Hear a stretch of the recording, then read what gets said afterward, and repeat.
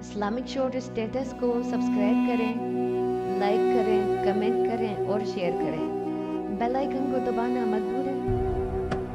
خالد رضی اللہ عنہ کافی عرصے تک ابو عبیدہ رضی اللہ عنہ کی کمان میں لڑتے رہے۔ ابو عبیدہ رضی اللہ عنہ تمام پلاننگ انہی کے مشورے سے کرتے تھے اور یہ دونوں کمانڈر مل کر جنگی تیاری کرتے تھے۔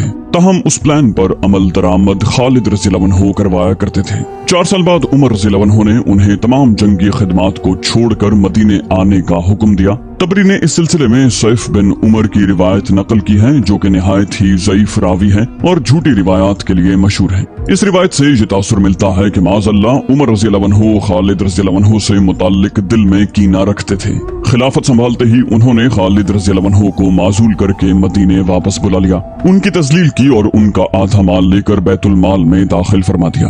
ان کا خیال تھا کہ خالد رضی اللہ عنہ نے معاذ اللہ مال غنیمت میں خیانت کی ہے۔ یہ ایک نہایت ہی ناقابل اعتماد اور ضعیف روایت ہے اور ان دونوں بزرگوں پر بہتان ہے۔ ہاں ایسا ضرور ممکن ہے کہ خالد رضی اللہ عنہ سے مال غنیمت کے حصوں کی تقسیم میں کوئی غلطی ہو گئی ہو۔ عمر رضی اللہ عنہ نے حساب کیا تو ان کی طرف کچھ رقم زائد نکلی جو عمر رضی اللہ عنہ نے ان سے لے کر بیت المال میں داخل کر دی اور شام کے لوگوں کو تحریر لکھ کر بھیجی جس میں خالد رضی اللہ عنہ کی معزولی کی وجوہات بیان کی۔ روایت یہ ہے جب خالد رضی اللہ عنہ عمر رضی اللہ عنہ کے پاس پہنچے تو ان سے شکایت کی اور کہا، میں نے آپ کی یہ شکایت مسلمانوں کے سامنے بھی بیان کی تھی، واللہ آپ نے مجھ سے اچھا سلوک نہیں کیا۔ عمر رضی اللہ عنہ نے فرمایا، یہ بتائیے کہ آپ کے پاس یہ دولت کہاں سے آئی؟ انہوں نے جواب دیا، مال غنیمت اور میرے مقررہ حصوں سے 60,000 سے زائد جو رقم ہے وہ آپ کی ہے۔ اس پر عمر رضی اللہ عنہ نے ان کے ساز و سامان کی قیمت لگائی تو ان کی طرف 20,000 نکلے۔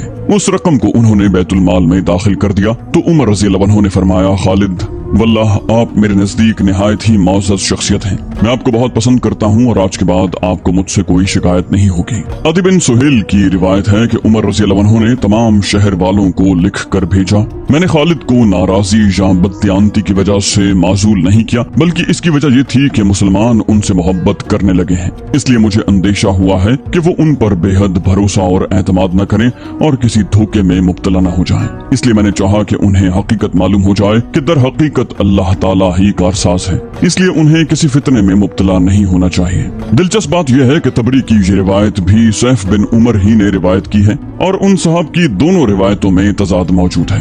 ہمارے نزدیک یہ دوسری روایت ہی درست ہے۔ اس روایت سے خالد رضی اللہ عنہ کی معزولی کی ایک اور وجہ سامنے آتی ہے اور وہ یہ ہے کہ بعض مسلمانوں کے اندر یہ تصور پیدا ہو گیا تھا کہ جو فتوحات ہو رہی ہیں وہ خالد رضی اللہ عنہ کی موجودگی کی وجہ سے ہیں، اس طرح سے ان میں شخصیت پرستی پیدا ہو سکتی تھی۔ اگلا مارکا ایک ہی ہفتے کے بعد آ گیا۔ ابو عبیدہ رضی اللہ عنہ کو فوج کی کمان لیے ابھی ایک ہفتہ ہی گزرا تھا۔ انہیں اطلاع دی گئی کہ ایک اجنبی ان سے ملنے آیا ہے، اپنے آپ کو عربی ظاہر کرتا ہے لیکن عیسائی ہے۔ ابو عبیدہ رضی اللہ عنہ نے اسے بلا لیا۔ اجنبی تنہائی میں بات کرنا چاہتا تھا۔ ابو عبیدہ رضی اللہ عنہ نے سب کو باہر نکال دیا۔ اس عیسائی نے کہا، کیا مسلمان سالار اعلیٰ ایک عیسائی عرب پر اعتبار کرے گا؟ اگر مال غنیمت کی ضرورت ہے تو ایک جگہ بتاتا ہوں، حملہ کریں اور مالا مال ہو جائیں۔ ابو عبیدہ رضی اللہ عنہ نے پوچھا، پہلے یہ بتا کہ تو ہم پر اتنی مہربانی کرنے کیوں آیا ہے؟ رومی تیرے ہم مذہب ہیں، تو انہیں کیوں نقصان پہنچا رہا ہے؟ عیسائی نے جواب دیا، اپنے وطن کی خاطر۔ رومی میرے ہم مذہب تو ہیں لیکن زندہ عیسائیوں کو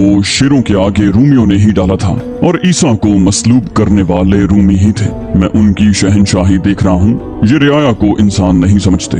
میں نے مفتوحہ علاقوں میں آپ کی حکومت بھی دیکھی ہے، آپ رعایا کو انسانیت کا درجہ دیتے ہیں۔ میں رومیوں کے ظلم و ستم کا شکار ہوں، میرے دل میں صرف اپنا ہی نہیں پوری انسانیت کا درد ہے۔ میں مسلمان نہیں لیکن میں یہ تو فخر سے کہہ سکتا ہوں کہ میں عربی ہوں اور عرب کے لوگ اچھے ہوتے ہیں۔ اس عیسائی عرب نے ابو عبیدہ رضی اللہ عنہ کو متاثر کر لیا۔ ابو عبیدہ رضی اللہ عنہ نے اس سے پوچھا کہ وہ کون سی جگہ بتا رہا ہے جہاں حملہ کرنا ہے۔ عیسائی عرب نے جواب دیا، ابو القدس، اور یہ بتا کر کہ یہ مقام ابو القدس کتنی دور اور کہاں ہے ابو عبیدہ رضی اللہ عنہ کو بتایا۔ 2-3 دنوں کے بعد وہاں ایک میلہ شروع ہونے والا ہے، اس میں دور دور کے تاجر بیچنے کے لیے مال لائیں گے، بڑی قیمتی اشیاء کی دکانیں لگیں گی، بڑے دولت مند خریدار آئیں گے۔ اگر آپ کو مال غنیمت چاہیے تو چھوٹا سا ایک دستہ بھیج کر سارے मेले का माल समेट लें। अबू उबैदा रज़ियल्लाहु अन्हु ने पूछा, क्या इस मेले की हिफाजत के लिए रूमी फौज का कोई दस्ता वहाँ है? ईसाई अरब ने जवाब दिया, नहीं होगा। मैं ये जानता हूँ कि बहीरा रूम के साहिली शहर तिराबलस में रूमी फौज मौजूद है। वहाँ से फौज इतनी जल्दी अबुल कुद्स नहीं पहुँच सकती। आपके लिए मैदान साफ है। वो जाने के लिए उठ खड़ा हुआ, कहने लगा, मुझे ज्यादा देर यहाँ नहीं रुकना चाहिए, और वो चला गया। अबू उबैदा रज़ियल्लाहु अन्हु ने इस मेले को मोटा और आसान शिकार समझा। उन्होंने अपने मुशीर सालारों को बुलाया, जिनमें खालिद रज़ियल्लाहु अन्हु भी शामिल थे। अबू उबैदा रज़ियल्लाहु अन्हु ने उन्हें तफसील से बताया कि ईसाई अरब उन्हें क्या बता गया है। अबू उबैदा रज़ियल्लाहु अन्हु ने कहा, ये माल गनीमत हाथ से जाना नहीं चाहिए। अबुल कुद्स दुश्मन का इलाका है और उस दुश्मन के साथ हमारी जंग है। जंग की सूरत में मेले पर हमारा छापा जायज है। इससे रूमियों पर हमारी धाक बैठ जाएगी। अबू उबैदा रज़ियल्लाहु अन्हु ने बारी बारी सबको देखा और कहने लगे, तुम में से कौन इस छापामार कार्रवाई के लिए जाना चाहता है? अबू उबैदा रज़ियल्लाहु अन्हु की नजरें खालिद रज़ियल्लाहु अन्हु के चेहरे पर ठहर गईं। नजरें जमा लेने का मकसद यही था कि खालिद रज़ियल्लाहु अन्हु अपने आप को इस छापे के लिए पेश करेंगे, लेकिन खालिद रज़ियल्लाहु अन्हु इस तरह खामोश बैठे रहे जैसे इस काम के साथ उनका कोई ताल्लुक ही न हो। जाहिर है अबू उबैदा रज़ियल्लाहु अन्हु को खालिद रज़ियल्लाहु अन्हु की खामोशी और बेरुखी से बहुत मायूसी हुई होगी। उन्हें ये ख्याल भी आया होगा कि खालिद रज़ियल्लाहु अन्हु का ये रवैया उनकी माजूली का रद्द अमल है। वहाँ एक नौजवान भी मौजूद था। उसके चेहरे पर दाढ़ी अभी अभी आई थी। ये नौजवान बोल उठा, मैं जाऊंगा। ये फैसला सालारे आला करेंगे कि मेरे साथ कितनी नफरी होगी। अबू उबैदा रज़ियल्लाहु अन्हु ने कहा, क्या तू अभी कमसिन नहीं इब्ने जाफर? और एक बार फिर खालिद रज़ियल्लाहु अन्हु की तरफ देखा, मगर खालिद रज़ियल्लाहु अन्हु लाताल्लुक बैठे थे। नौजवान ने जवाब दिया, अमीनुल उम्मत, मैं मदीने से आया ही क्यों हूँ? मैं कुछ करके दिखाना चाहता हूँ। क्या मेरे बुजुर्ग भूल गए हैं कि मेरे सर पर अपने शहीद बाप का कर्ज है? अमीनुल उम्मत, मैं कमसिन जरूर हूँ, लेकिन अनाड़ी नहीं हूँ, बुज़दिल नहीं हूँ, कुछ सीख कर आया हूँ। क्या मेरे बुजुर्ग मेरी हौसला शिकनी करेंगे? अबू उबैदा रज़ियल्लाहु अन्हु ने कहा, खुदा की कसम इब्ने जाफर, तेरी हौसला शिकनी नहीं होगी। 500 सवारों का दस्ता ले ले, तू उस दस्ते का सालार होगा। अबू उबैदा रज़ियल्लाहु अन्हु ने एक कमसिन लड़के को 500 सवारों का सालार गालिबन ये सोचकर बना दिया था कि ये छापा निहायत आसान था। वहाँ पर कोई फौज नहीं थी जो उन सवारों के मुकाबले में आती। ये नौजवान कोई आम सा लड़का नहीं था। उसका नाम अब्दुल्लाह था और वो रसूल करीम सल्लल्लाहु अलैहि वसल्लम के चचाजाद भाई जाफर रज़ियल्लाहु अन्हु का बेटा था। जाफर रज़ियल्लाहु अन्हु मौता की लड़ाई में शहीद हो गए थे। उस रात चांद पूरा था। शाबान की 15 तारीख थी। ईसवी सन के मुताबिक ये 14 अक्टूबर 634 ईस्वी की रात थी। नौजवान अब्दुल्लाह 500 सवारों को साथ लेकर रात में रवाना हुए। उनके साथ आशिक रसूल सल्लल्लाहु अलैहि वसल्लम और नामवर मुजाहिद अबू ज़र ग़िफ़ारी रज़ियल्लाहु अन्हु भी थे। ये दस्ता उस वक्त रवाना किया गया था जब मेला शुरू हो चुका था। अब्दुल्लाह का दस्ता सुबह तुलू हो चुकी थी जब वहाँ पहुँचा। मेला क्या था? वो तो खैमों, शामियानों और कनातों का एक गांव आबाद था और ये गांव बहुत ही खूबसूरत था। दुकानों पर बड़ा ही कीमती माल सजा हुआ था। मेले की रौनक जाग उठी। अब्दुल्लाह नौजवान था। वो अपने आप को अनाड़ी नहीं समझता था, लेकिन अनाड़ीपन का मुजाहरा किया। सबसे पहले उन्हें एक दो जासूस ये देखने के लिए भेजने चाहिए थे कि रूमी फौज का कोई दस्ता करीब कहीं मौजूद है या नहीं, और मेले में जो लोग आए हुए हैं वो बहरूप में रूमी फौजी तो नहीं। उसने वहाँ जाते ही हमले का हुक्म दे दिया। 500 मुसलमान सवार मेले के इर्द गिर्द घेरा डालने लगे और अचानक कमोबेश 5000 रूमी सवार जाने कहाँ से निकल आए और वो मेले और मुसलमान सवारों को नरगे में लेने लगे। 500 का मुकाबला 5000 से था और सूरत ये पैदा हो गई थी कि मुसलमान सवार घेरे में आ गए थे। उनकी तबाही लाजमी थी। ये 5000 रूमी सालार मेले की हिफाजत के लिए वहाँ करीब ही मौजूद थे। उन्हें मालूम था कि मुसलमान बहुत तेज पेशकदमी किया करते हैं। कहीं ऐसा न हो कि मुसलमान फौज अचानक आ जाए और मेले को लूट ले। मुसलमान सवार रूमी सवारों के घेरे से निकलने के लिए घोड़े दौड़ा रहे थे, लेकिन कहाँ 500 और कहाँ 5000। मुसलमान जिधर जाते थे उधर से रोक लिए जाते थे। मेले में भगदड़ मच गई। लोगों की चीखों पुकार थी। दुकानदार अपना माल समेट रहे थे और जिनके पास रकमें थी वो भाग रहे थे। कई एक घोड़ों तले कुचले गए थे। मुसलमान हर मैदान में कलील तादाद में लड़े हैं, इसलिए उन्हें अपने से कई गुना ज्यादा लश्कर से लड़ने और फतहयाब होने का तजर्बा था। उन्होंने 500 की तादाद में 5000 का घेरा तोड़ने की कोशिश की, लेकिन कामयाबी की कोई सूरत नजर न आई। उन्होंने किसी की हिदायत के बगैर ही अपने आप को गोल तरतीब में कर लिया और रूमियों का मुकाबला करने लगे। अब्दुल्लाह लड़ सकता था, इस खतरनाक सूरत हाल में अपने सवारों की क़यादत नहीं कर सकता था।